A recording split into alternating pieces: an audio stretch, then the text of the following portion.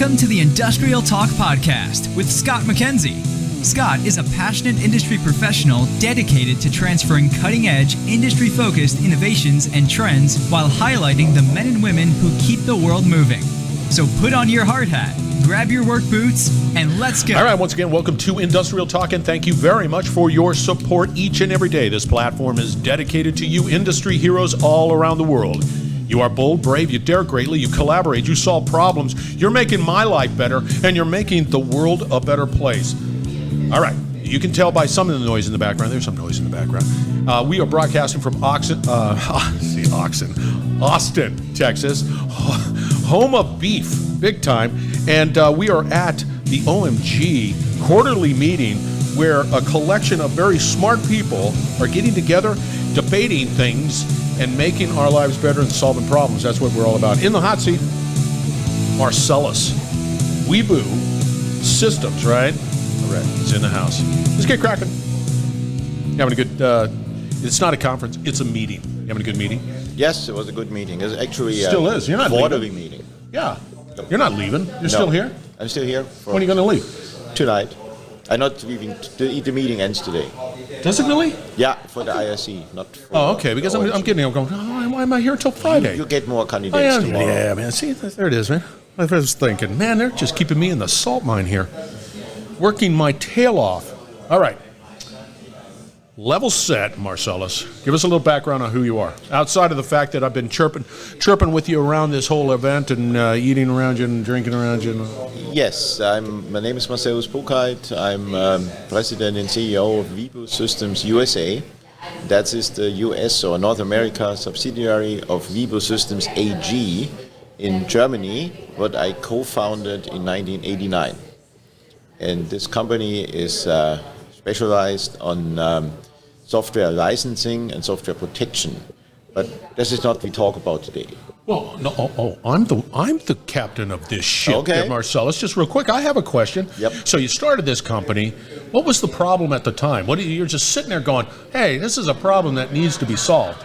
Yeah, so the challenge was that you have a software package and you sell it on DVD or this time on CD or whatever, or today you download it, and you won't be sure that all the copies you sold are paid. So your licensing is tracked, and we provide for software companies these solutions. There you go. I like that. All right. So you're part of Industry IoT Consortium, which then you're part of a number of work groups, but the one that we want to talk about is the Trustworthiness. For the listeners, what are you trying to accomplish in that group outside of the obvious trustworthiness? Like, it's obvious, but what is? So we talk about trustworthiness of technical systems in this special IoT systems. Yep.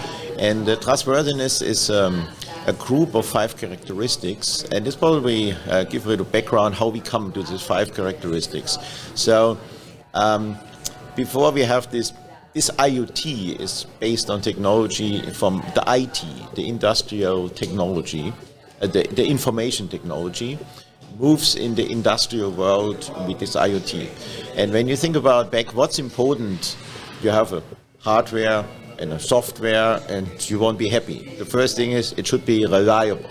When your software crashes and your hardware crashes, this is not working, you don't do it. So that was the first thing. Reliable is everything. The second thing is, since we have internet, suddenly security gets very important. Everyone knows there's hackers and everything. So security is the next very important step coming from the IT world.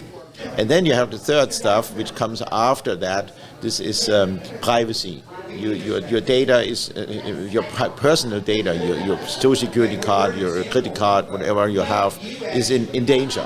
So that's all stuff the IT people said, that's very, very important for us. Maybe security is the most important. So and now you bring this technology to the OT world, the operational technology, the people who worked since 20 years with mechanics and cables and no computers, or start a little bit computing, and the guy said, wait a moment, that's all not important for us. What we need, we want safety. Safety is for us the most important thing, and we want when something breaks, we can still go ahead working. Reliability, of course, also absolutely important for us. But we need also resilience. When something breaks, you can still go ahead. While software is also a bit of resilience, you have a backup, a restore, but this is not so the big deal. So you have suddenly conflicts. The IT people said security is everything. The OT people said safety is everything. Now you bring this together in this OT convergence, convergence from weather challenges and the same mess you have with weather you have in this. And so to get this better coordinated, we said, okay, let's have a roof about that. And this is trustworthiness. So trustworthiness, try to manage these 5 characteristics in a reliable, useful way. So it's great. That's what was number 1 again? I got security, privacy, safety, and resilience. What's the number 1? Reliability. That's actually the common thing. I think everyone agrees. Reliability. When your system is not reliable, you cannot produce. You cannot calculate. Yeah? So you bring all these characteristics together. You in your work group. You debate it. You talk about it. You define, because a lot of companies are saying, "I get you. I got it." But then there's this IT/OT convergence. Got that too. Yes, yeah. And I think the newer thing is that OT side. And if you're going down that world of digitally transforming, it is what it is. You got to be able to do it. And I'm not asking you to stick your neck out here. Yes, I am. In the 5, I look at security as really important. Yeah, the security is, I would say, something when you mess this up, all other 4 are in danger too. Yeah, because a hacker shut down the system, it's unreliable, it stores data, the privacy is gone, the resilience doesn't help anymore. So the security is practically something you cannot ignore. So that is what the OT people has to learn. Yeah. So security before in the OT world was, we have a fence, we have locks, we have possibly watch guard people. But suddenly you say, wow, we have a Wi-Fi, and people through the fence can access our Wi-Fi remotely, or with the internet, they come into the internet and attack our system. This is something you have to learn. See, that's a good point. I like that analogy that you just brought up about the fence. OT, I got the fence, I've got the guard, I've got the knock, and I got all that. But then when we start talking about how do you digitize your system, your solutions, right? Whatever. I'm just sort of pencil whipping. I don't need to have that security right there. And quite frankly, you got to have that conversation at the beginning. Now, with these 5 characteristics, as the workshop goes through them, each one has a certain level of detail associated with it, what that means. What is that reliability? It's not just a chunk. You have details associated with that, sort of defining all of that. Yes, they all 5 have clear definitions. We have the vocabulary done, so yeah. And if I was an organization, I don't even know I have these. I don't. I'm just a manufacturer. I'm concerned about my feedstock and being able to produce that widget. Yeah. And now I'm supposed to think about all of these 5 characteristics, but they're on point. Yeah. How does that sort of normally happen? How do people come? Because you guys offer this at no cost. I can get that document right there, download it, but I have to realize that I need it. Yes. So I mean, reliability is when your system works as normal, you have not disruptions, it works as normal, then reliability cares about its days. So, for example, you make predicted maintenance, you replace parts when they degrade, or you see a problem and you fix it. That's all your daily work, that's reliability. And as long as you make this right, everything is fine.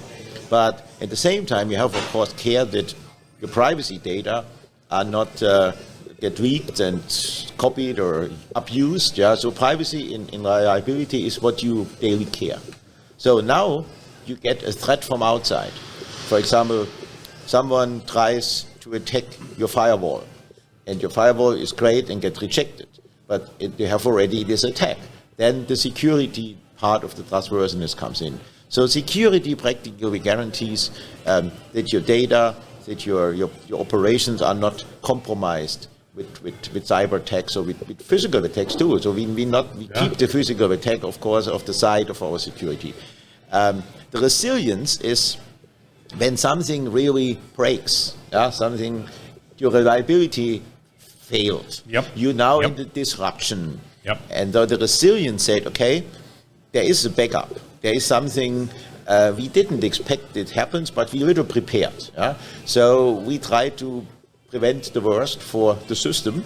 So our system can continue, maybe not in the full power, but we try to save it. That's resilience. The same thing you have for safety. Safety is the difference to resilience is always human related.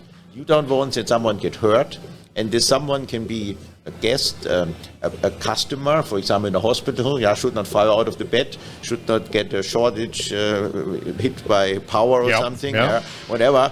But it is that the people are not hurt, the environment get not damaged, so people get indirect hurt, and of course you don't want anyone dies or something. So safety is not that my system should stay alive, my house should not burn down. There's all resilience, but safety means the people are safe. People, It's all about people. Now, and what's interesting about this is not just when we start talking about trustworthiness and the focus in on what that means. That is a conversation that spans a lot of the working groups too. It's a conversation that can impact. Well, you got your digital twin, you got this. It goes across multiple, working groups and consortiums. And that's where it's really interesting because you guys are doing that great work here, but you always have that mindset that you're going to also, it could be applied over here. You have these conversations with other people and say, hey, this is what we're doing. Hey, that's important. We need to have that too. Yeah, when you have, for example, digital transformation, people see instantly your efficiency goes higher, you save maybe consumption parts, so that's all exciting. But you have to tell the same side when you go in digital transformation, your risk that someone hacks your system is increasing up, so you have to address security. Your safety system, you're probably well established in your analog world, is maybe gets in digital, and it could be when you have a hacker attack, that suddenly all your safety mechanism doesn't work anymore because they're now part of the broken system. Before it was all analog, now it's all digital. So you have to prepare that your system, your safety needs also be enhanced and modified. And so this trustworthiness is a fixed part of a successful digital transformation. See, this is what I hear what you're saying, and I love it. Don't get me wrong; I'm all geeking out on it. But the reality is that let's say I'm Scott Manufacturer. That's my world, and I've been doing this forever.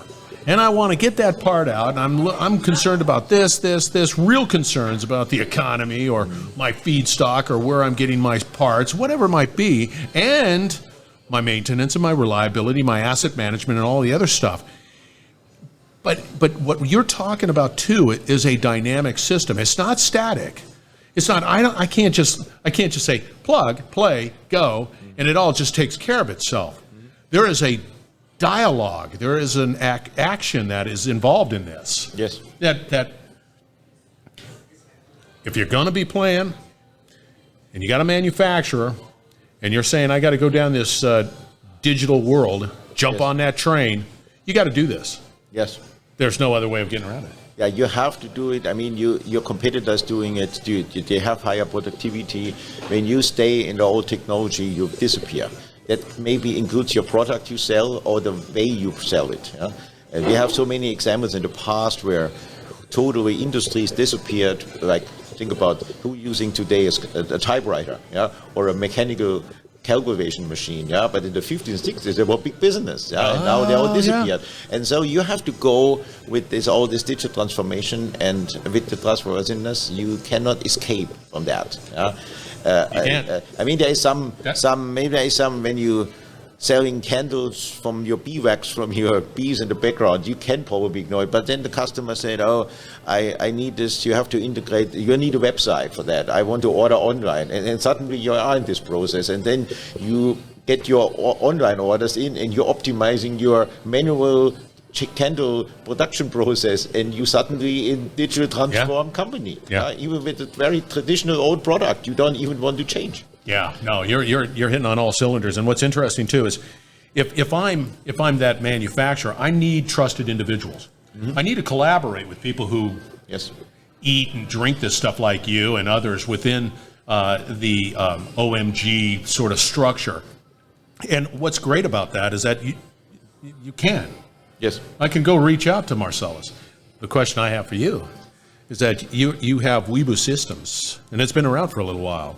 Yes. And you're part of this organization. Yes. Are you taking some of the stuff over here and you're saying, hey, let's do it over there? Yeah, our company, we traditional, so in the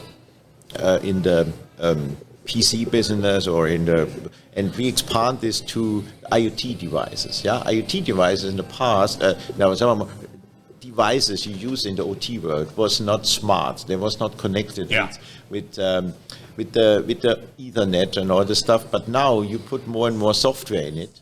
So these little devices work from the principle not much different than your cell phone or your PC. There is dynamic applications loaded you need or don't. You have features you use or not use. So all these licensing things is possibly interested for the software who runs on these devices. And the software of these devices has, over time, the much higher value than the hardware. So the guys who sell this device, they make their money with the software. Today they make it still with the hardware, but over time, you bring more and more mechanical elements like buttons or radio buttons or anything or scroll bars or anything. Take this out, you replace it with a touch screen because the customer wants this. He uses his cell phone and said, why is my cell phone so easy and your device so difficult? I want a touch screen. The touch screen is cheaper than all these mechanical things, but the software that the touchscreen shows something and react on the press is possibly 10 or 100 times more expensive to develop than all your devices. So it moves to the software. Cool. And suddenly you say, hey, the software can be copied. Everyone can use this software. Then I have to protect it. And then our business is in the IoT device, and that's the reason why my company is part of the IRC. Because you're once again, it is interesting because I know, and I've seen it out there, and what has happened was all of a sudden the cost of these devices, these IoT devices, are starting to go down, right? And I think they possibly try to keep the price, but they get smarter. They have, so you get greater value out of the asset. When you stand in front of the IoT device, maybe a sensor for temperature, and you want to change from Celsius to Fahrenheit, and you don't know how that works, you have suddenly a help button. You maybe have a little video running who shows you what to do. You have not to run back in your office and get find your instructions. And that is higher productivity. In an easy, explained way. So you put more and more complexity in this little device, and you have today hardware like Raspberry Pi. It's super cheap. It is. It's and you can have this really complex software with when you want a 4K video download. It can be shown, but you have to develop that all. That's the work. And we protect that. And what's also easy is like there has to be I guess, discipline when it comes to this whole digital transformation, and being able to do it in a way that makes sense and have the conversations like, I want to scale it, I'm starting here, but you have a more macro look and view. But you're right, these devices are not just like a vibration, device, which they have, it's not there, but there's sophisticated, software in there. That is meant to deliver more value. And it just keeps on doing that in a lot of ways. You know how I had a company that gave me a little vibration device. It's just a magnet, and you stick it on. It's like, okay, here we are. We're going to deploy it. Snap. There it is. Done. Even I can do it. Right. And that says a lot. Lots of simplicity. Make it easy. Oh, you're on all cylinders. I was looking forward to this conversation, and you know what? You didn't disappoint. You didn't disappoint at all. Thank you. I appreciate your talk. Thanks for inviting me. Why wouldn't I? You're the famous Marcellus Wibu-Systems. You're a legend around here. Everybody knows you. How do they get a hold of you? Well, let's say they want to get a hold of Marcellus. What do they do? They go on my website, find my email, and www.wibu.com, wibu.com. There it is, man. I'm going to have all your contact. Your business card has a lot of meat on it. There's a lot of things. You want to get contacted. Not by phone. I hate phone. All right. Marcellus, thank you very much. My pleasure. All right, listeners, we're going to wrap it up on the other side. I'm going to have all the contact information for Marcellus out there. So you need to contact, at a minimum, find out more about Wibu-Systems. That's an important business to know about. All right. We will be right back. You're listening to the Industrial Talk Podcast Network. All right, once again, thank you very much for joining Industrial Talk, a platform right here, right now, dedicated to you industrial professionals, because we are industrial cheerleaders. Kudos to Marcellus. Wibu-Systems is the company. I'll have his stat card, LinkedIn stat card, out on Industrial Talk, so fear not, you'll be able to get a hold of Marcellus and find out more about him, as well as Wibu-Systems. Now, if you're looking for, in 2023, how to get engaged, how to collaborate, how to continue to educate, and definitely innovate, you need to consider getting connected with OMG. Go to omg.org and see how you can sort of fit in there. Great people trying to solve and working to solve problems, creating those standards. You need to be a part of that. And the members, yeah, they're top drawer. They're absolutely top drawer. All right, 23 is upon us. We're going to be attending a number of conferences. The first one that we're going to be attending will be in Barcelona. And we're going to be heading to IoT Solutions World Congress. If you're there, look me up, and we'll have a conversation. But IoT Solutions World Congress, great event. And we're going to have a lot more, so I'm not going to bore you with the details. All right, be bold, be brave. Dare greatly, hang out with Marcellus, and you're going to change the world. Thank you very much for joining. Once again, Industrial Talk. We're going to have another great conversation shortly, so stay tuned.